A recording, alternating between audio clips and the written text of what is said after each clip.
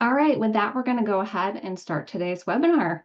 Welcome to another MathMedic webinar. Today we have our friends at AcuityMD with us. My name is Nicole Owens. I'm the Director of Marketing Communications for the organization for MathMedic. If you're not familiar with MathMedic, we are a medical device trade association that works to bolster the industry primarily in New England through education and connection, advocacy, and awareness. Today, we're bringing you a webinar, again, as I said, from our friends at AcuityMD, and we're going to be talking about how you may be leaving money on the table with inefficient contract management. Before I turn it over to our first presenter for today, I do have a couple of housekeeping notes. So this webinar will be being recorded, so anyone who registered for the webinar will get a copy of it after the event, as well as a white paper on the survey, which we're going to dive into a little more in this webinar. We also have a poll, so please stay aware, stay engaged. We'd love your feedback there. And we are going to have time for Q&A. So at any time that you have questions, please put them in the Q&A function at the bottom of the screen, and we will do our best to answer the questions in the time allotted. All right. Without further ado, I am pleased to turn it over to our first presenter today, Tom Middleton. He is the VP of Strategic Growth for AcuityMD. Tom. Hi, Nicole. How are you? Thanks for having me. Yep, so I've been with AcuityMD starting April this year, and I've got about 22 years of experience with helping suppliers drive more contract compliance through IDN and GPOs, working with national account teams and medical device and pharma companies as well. So I remember I started 2002, which is the same year my triplets were born, so I'll never forget that year. Big shift for me personally. But happy to be here, and thank you for everybody for joining.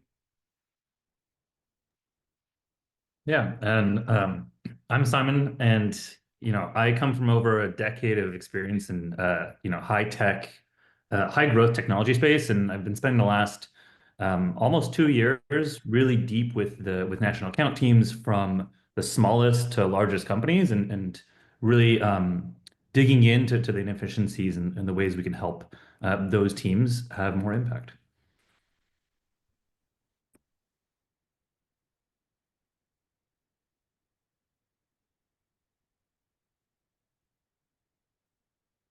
So it looks like, Nicole, we've got a poll we'd like to conduct here. So if you have some time, go ahead and submit your poll on how many contracts does your company currently have in place with IDNs or GPOs? I bet it's a big number.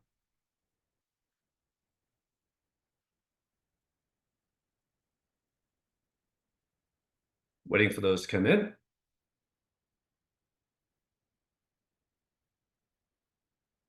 And Nicole, maybe you could give me the results of that poll, so I can't see it on my screen.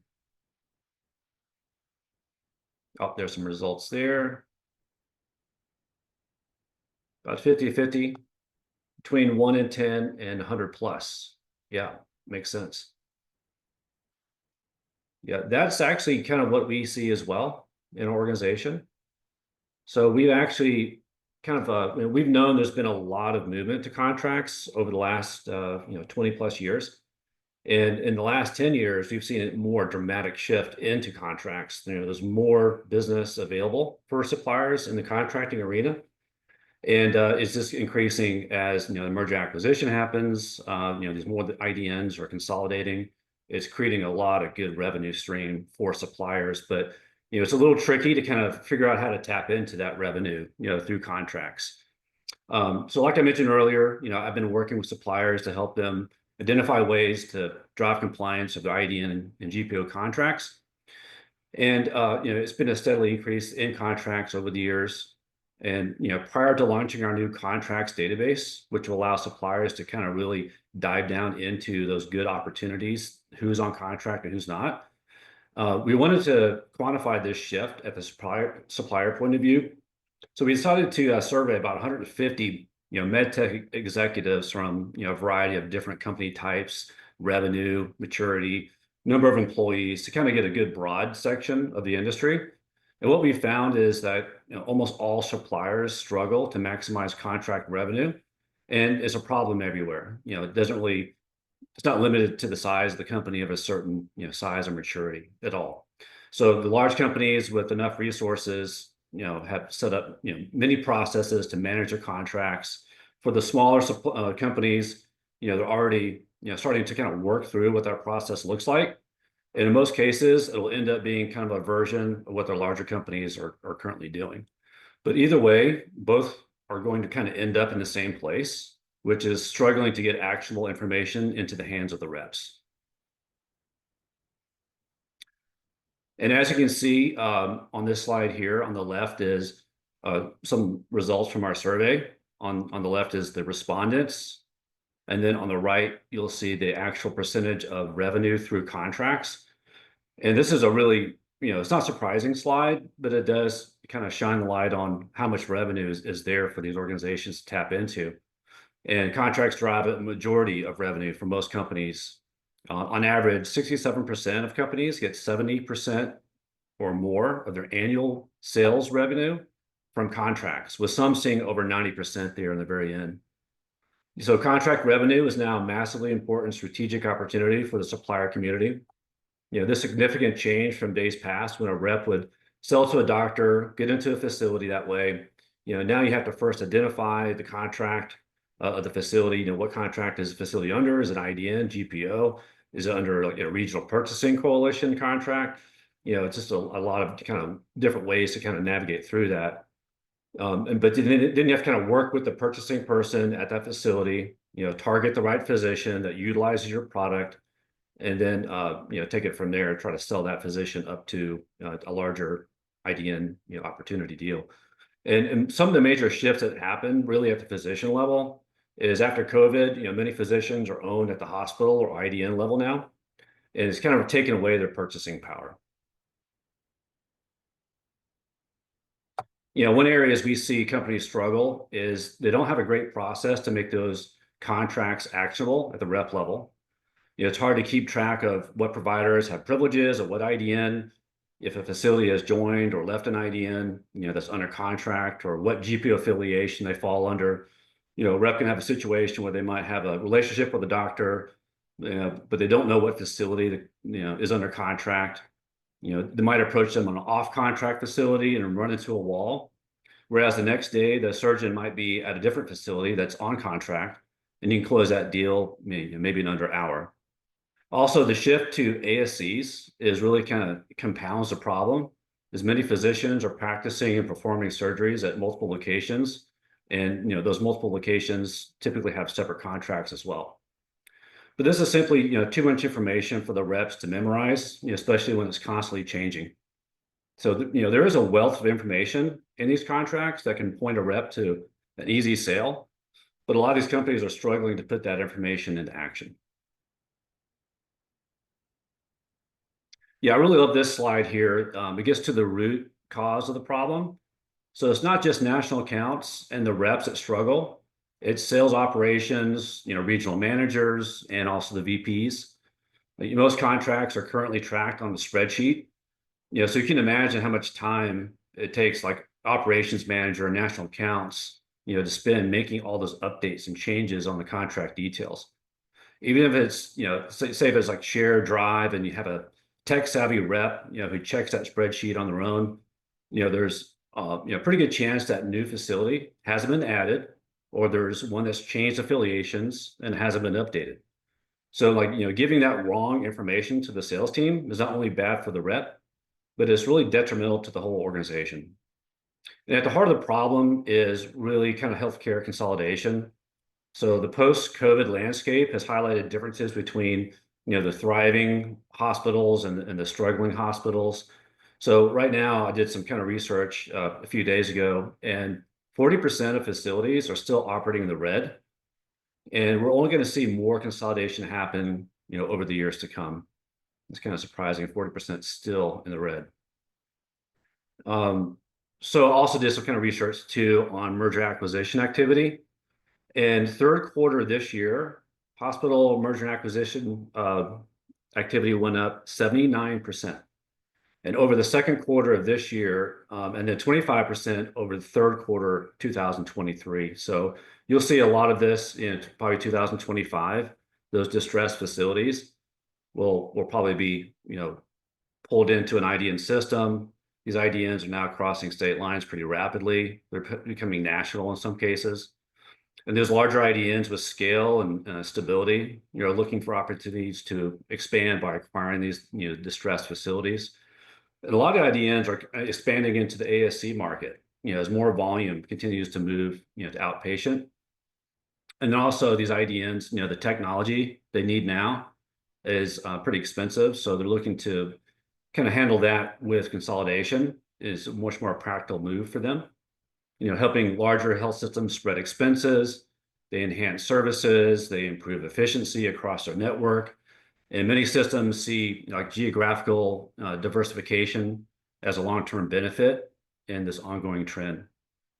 This increases a challenge for the reps. Like I said earlier, these IDNs are crossing state lines, crossing their territories. And now these IDNs are even harder to deal with as far as maximizing and driving compliance of the contract. In some cases, as IDNs consolidate, it's somewhat easier to try to get an IDN contract, but either you're in or you're out. If you're out, you lose a big slot of business there. But if you get one of these IDN contracts, you have multiple territories that will benefit from this. But it is hard to kind of put your arms around the best practices to make the most of this at the rep level. So these manual processes you'll see on this slide here, it creates a lot of extra work for everybody. And they actually slow down the sales cycle because of the time and energy it takes to share accurate information across the organization. Which is really counterintuitive because having a contract in place should actually make it easier to close deals. But these methods are also really hard to scale as sales teams grow. So say, for example, you make some territory changes and now a bunch of reps all need new updated contract information for different territories. This could be pretty cumbersome. Kind of the best in class method we see right now is a company will buy third-party healthcare affiliation data, do some fuzzy matching against their existing contracts and get a decent working model of where they have on-contract opportunities. But creating this view is a huge burden. It's still somewhat limited on how effective it will be for the reps in the field. So what often happens is, a new or existing contract changes or communicated out to the whole sales team. It's really not personalized for the reps and doesn't really specifically show, what impact it has for them. And after this email is sent, a rep still needs to do the legwork on their own, figure out, what can they do with this new information? What's the best physicians by utilization in this facility? Who to have relationships with.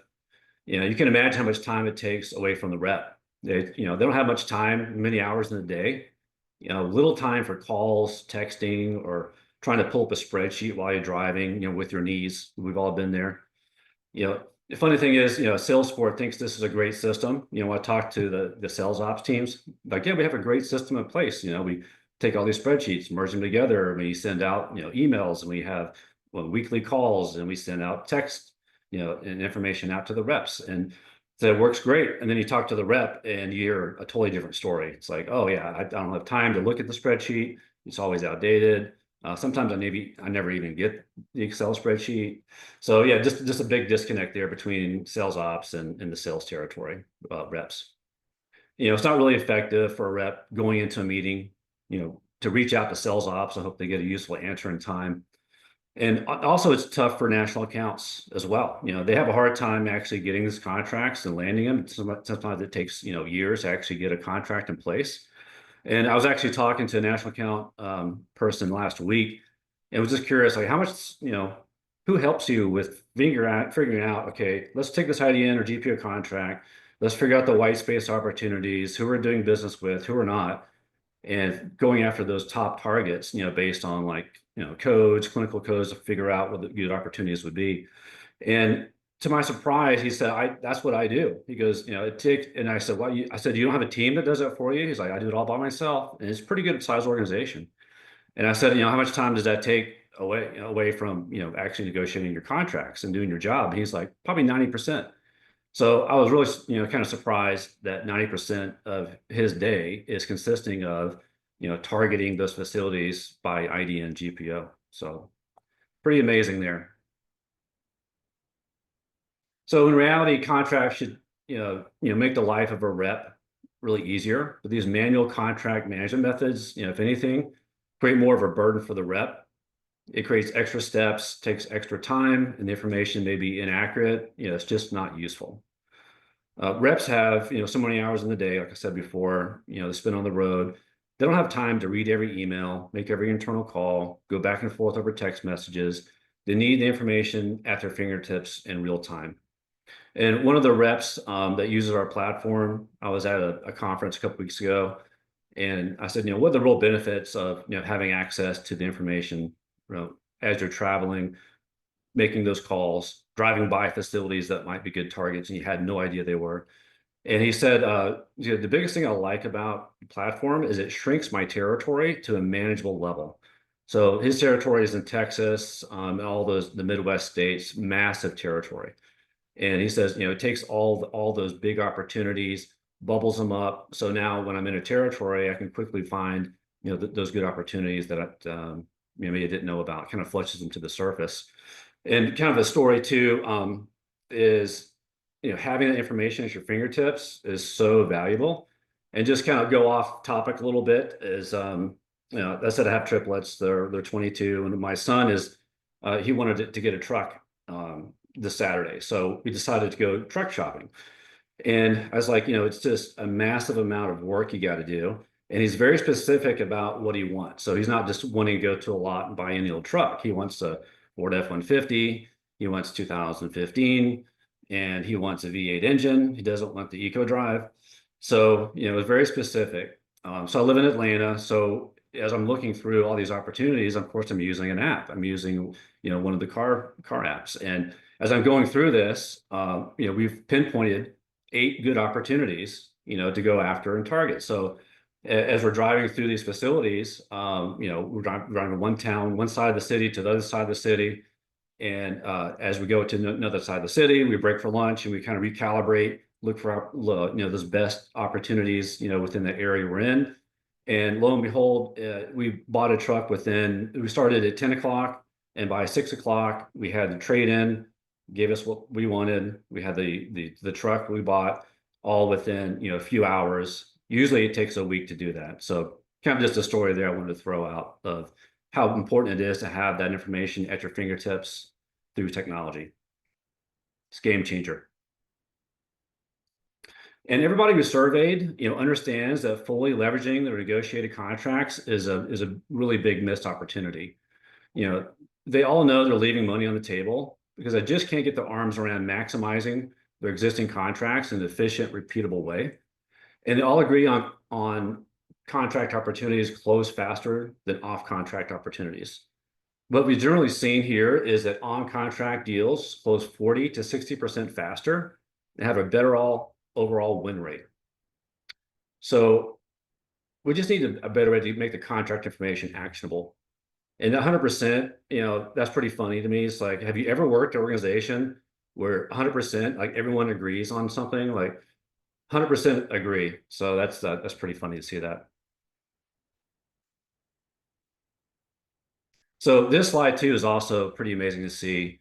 So even though they realize they aren't fully leveraging the current contracts they have in place, companies expect to expand revenue through contracts in the near future by an average of 73%. But while more revenue will be gained, like, can you imagine how much revenue is left on the table because contract information isn't effectively being put into action? So in my mind, the most successful organizations over the next couple of years will be the ones that figure this out. It'll be the story of the have and the have-nots. So how are organizations going to address this problem? So is it going to do, doing more with less? Is it just throwing more bodies at it? But even though they don't, these manual contract processes methods aren't the best approach. They just don't know really a better way to do it. They've been doing this for so many years. They just think maybe, hiring more people, throwing more people at the problem, maybe investing in some new, contract management technology would help as well. And then also kind of thinking about using third-party custom solutions. But, you know, kind of the de facto response to contract management issues has been to hire more people, but that's expensive, doesn't really solve the root problem. Companies can that leverage new technology can harness contract intelligence to help sales reps find and close more opportunities faster and maximize the value of their hard-earned contracts. So I've kind of set up the stage as far as kind of the issues suppliers are going through. So the struggles they're kind of managing, you know, through the contract compliance. Yeah, now I've shed some light on this. I think I'll turn over to Simon, and Simon will kind of discuss some of the more effective ways to address the problem, and I'll take it from there. Simon, hand it over Yeah, to you. thanks, Tom.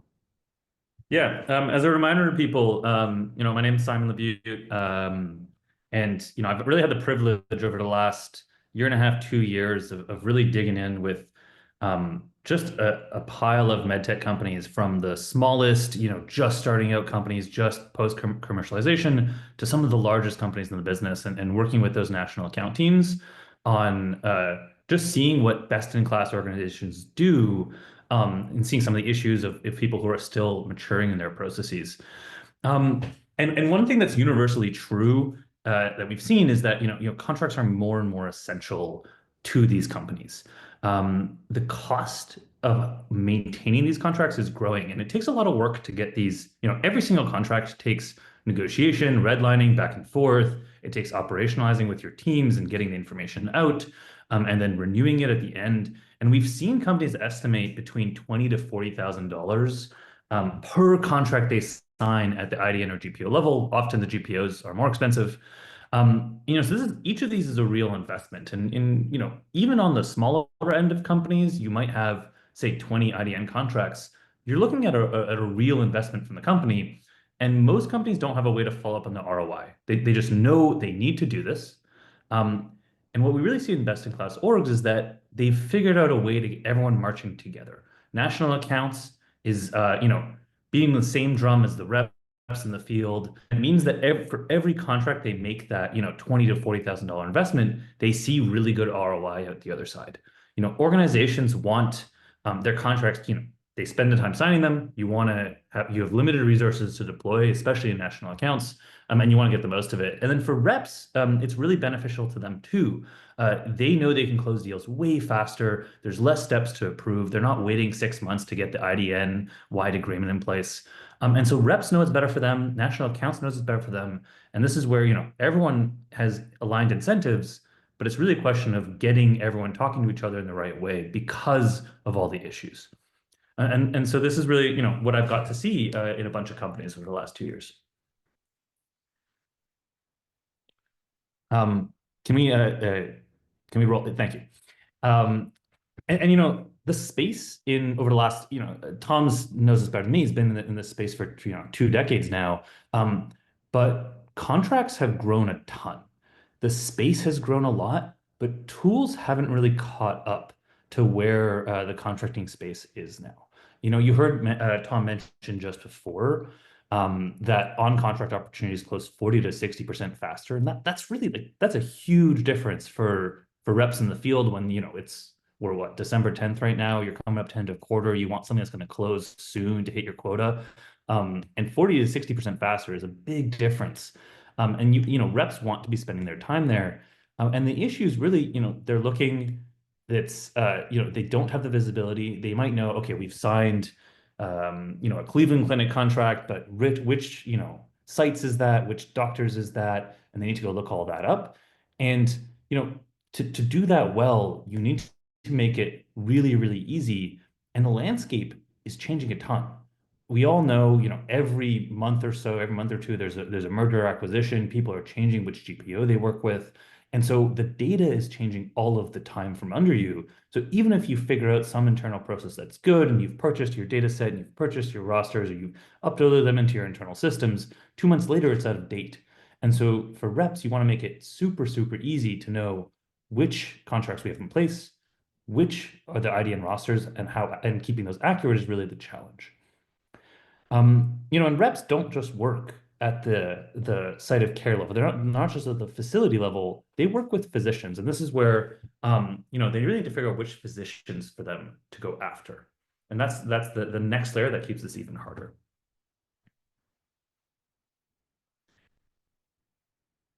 And so, like I was mentioning, reps work at the physician level. And national accounts work at the IDN GPO level, and then they might get down to the facility, the roster list within the IDN. But to bridge that gap is really the challenge. And this is what we see best-in-class organizations figure out. They figure out a way to combine the contracting information at national accounts level down to the physician level that reps actually need to go after. And so, what we see is they figure out some way to combine the information of which networks have a contract, which sites of care or facilities are active on those contracts, and within those, which physicians are actually have some of their their procedures at those sites. And so that way reps can know who to go after. And you're really bridging all of these, this gap between where national accounts works, which is 2 or 3 layers up, and reps are working at the physician level, and you can get everyone marching together towards a shared goal of selling more to physicians, who are on contract already.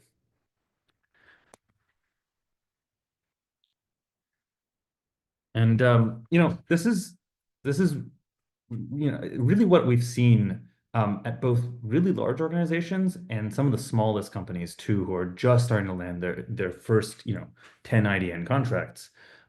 Their national account directors figure out how to push the sales reps to take action on their existing contract opportunities, rather than reps going out and finding the next doctor and then asking for a new contract. You get everyone on board with where you already can play. And so we really see them combine that information behind the contracts and the targeting motion that reps figure out when they're planning their week. They're figuring out where to drive, they're figuring out who to call on, and you combine these two together. We've seen this so many times at companies where they put in all the work. And I remember 2 weeks ago, I was chatting with a national account director, and he was pulling up a contract of his, and he said, "Look, 2 years ago we signed this. We put in 6 months of negotiation, and we're doing $100,000 of business here. This is asinine." And how many times has this happened that a rep gets one physician interested, national accounts goes and gets the contract in place, it takes a bunch of time, and then 2 years later you just don't have the ROI you need. You're really looking to drive collaboration, and I want to hammer that home.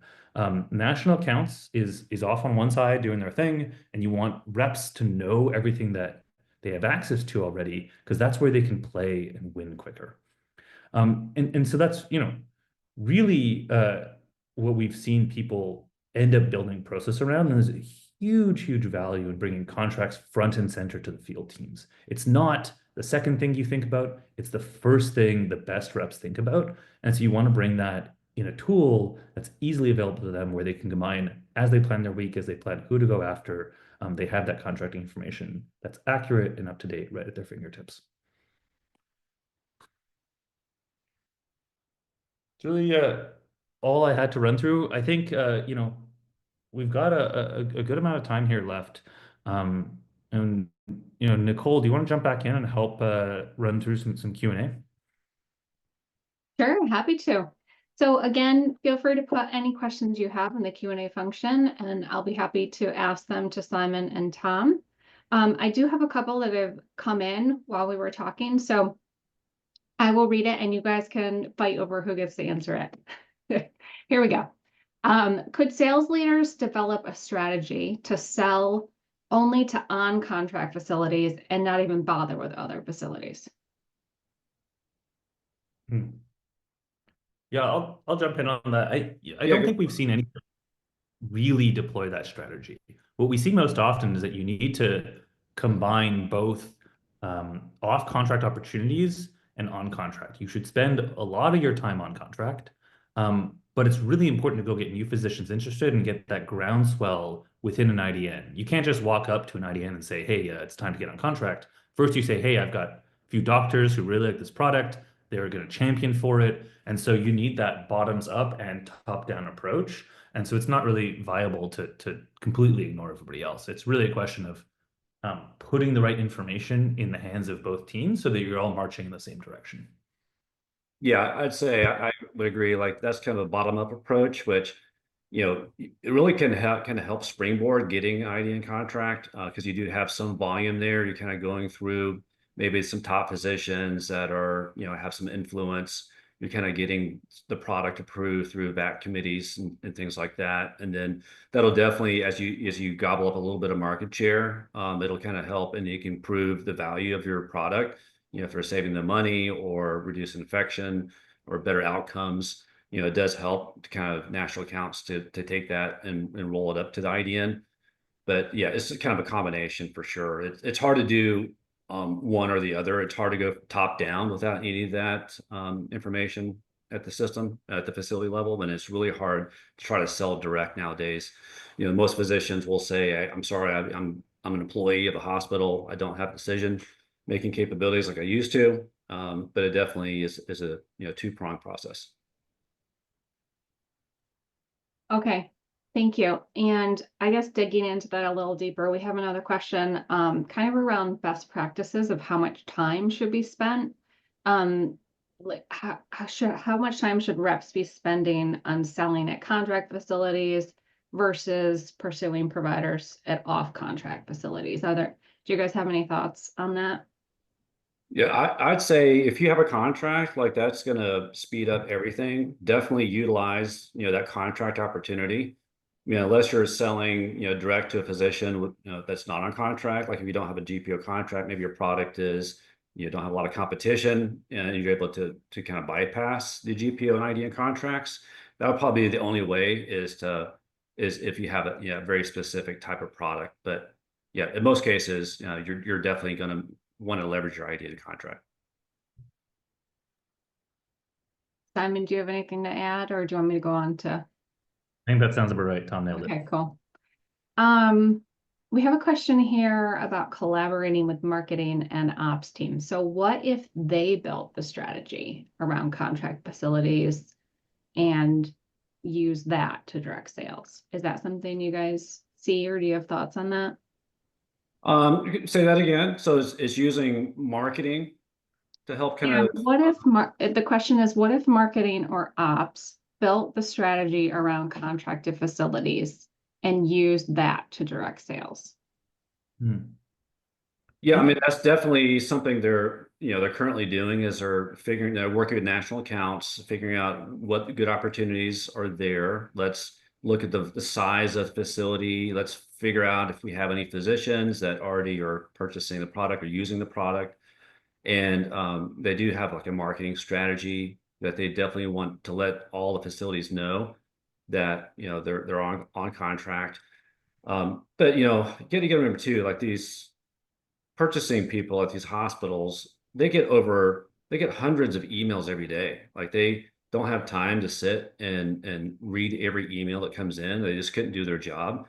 So as much, marketing is helpful, definitely, but it really is the rep. I mean, the rep is the one that's got to get in there, find a way to, go to conferences or network within the facility and work your way up to this, the actual decision maker. Have someone kind of partner with you and get yourself into that committee. But yeah, it's really hard for marketing and sales ops are a little removed from the whole process. They do flush out opportunities and try their best to get, some momentum going on these contracts for compliance. But it really, the two key people really are national accounts and the sales reps. Like those are the two major force movers that can really help you drive compliance to that contract.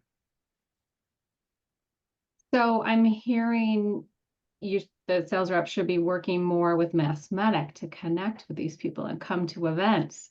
Yeah, absolutely. Events are happening now. Events are in full swing. So having that face to face, I think, is really so valuable.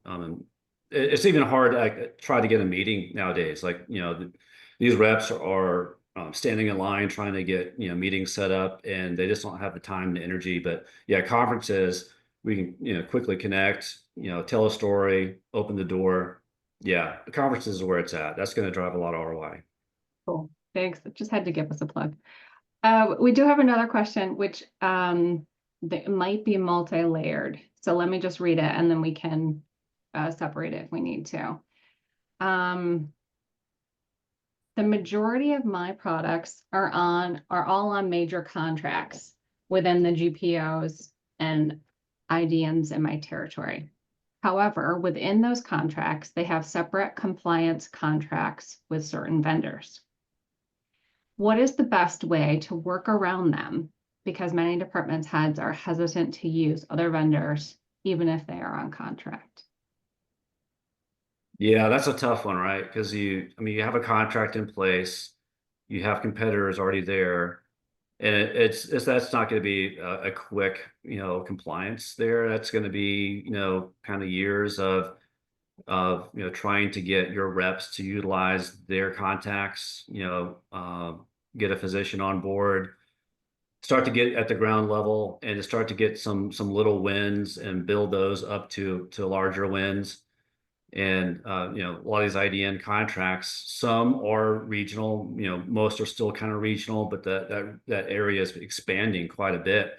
So when you had one rep that had a good relationship in a territory with facility under that IDN contract, now you've got probably another rep in a different territory. Now you've got to kind of leverage multiple reps, in a territory to figure out, or if you have multiple business units, and you might have a lot of good sales in one BU and hardly any sales in the other business unit, is leveraging that other rep in the other business unit that does have a good relationship, and kind of open the door and try to get some connectivity happening there. So, Simon, do you have any other insights there?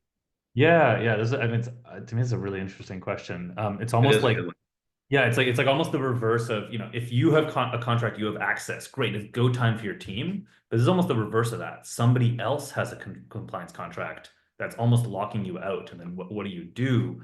And what I've seen a number of companies that do this well is, it's tough. If your target is, on a 70% compliance sole source with a different vendor, all of a sudden you're going to have a much tougher time.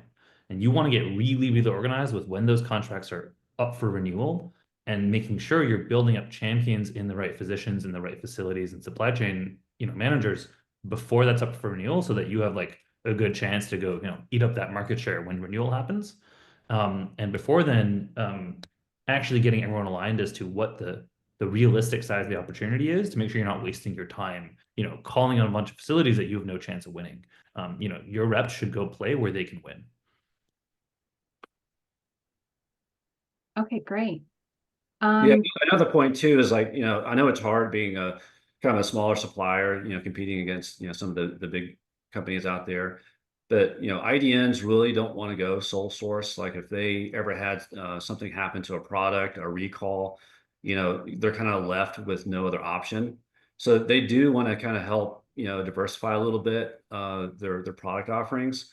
It just depends on the facility and kind of what their mindset is. So really kind of research that organization, find out if they're open to having, maybe a dual source, and not going deeply into that one vendor. Great. We do have a question about software packages, platforms that you have. That they're specifically asking, what's the product that brings all of this together, these items and data streams? I'll do a high level, but Simon, this is definitely for you.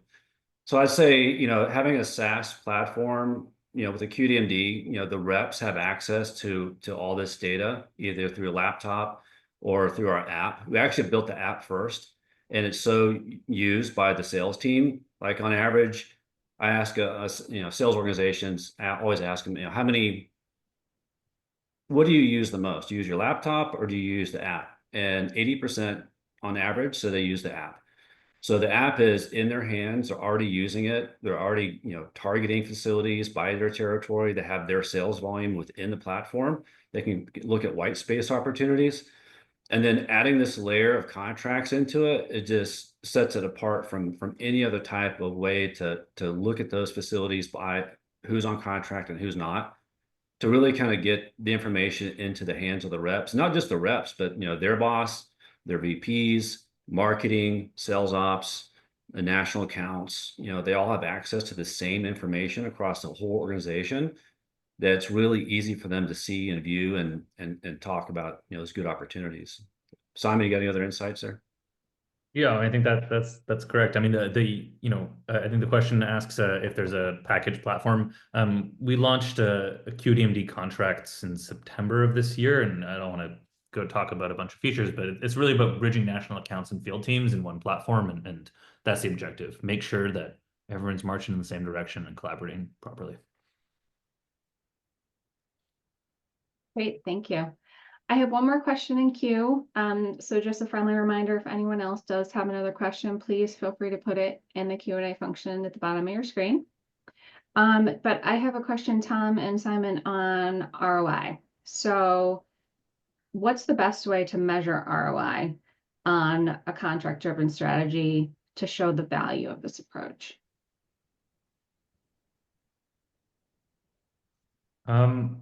We've really seen, like, you could get into crazy KPIs and figuring out what the right, exact, I spent this much time negotiating, but like, you want to keep it simple and make sure everyone's aligned as to, was this worth it? And I think we see two main metrics that people really, like national accounts teams really rally around. When you're a bit smaller of a company, you want to ask yourself, revenue under the IDN. I signed a contract. Do I now, clearly have more revenue, call it a year or 2 years later? And that's the KPI you look at for each contract. Some of them are clearly going to be winners. Some are not going to be winners. And that's like if you're a bit smaller. And as you mature as a company, as you really start becoming more of a market leader, we see people measure in market share. And that's actually much harder to compute. You might have the tools to figure out, okay, like I map all my facilities to the contract. What were the sales? But that's not really the thing they're looking for. They're looking for market share within the IDN. Then you need to combine that with actual volume and actual size of the opportunity, and that gets a little harder. But as national account teams mature, we see them move towards that.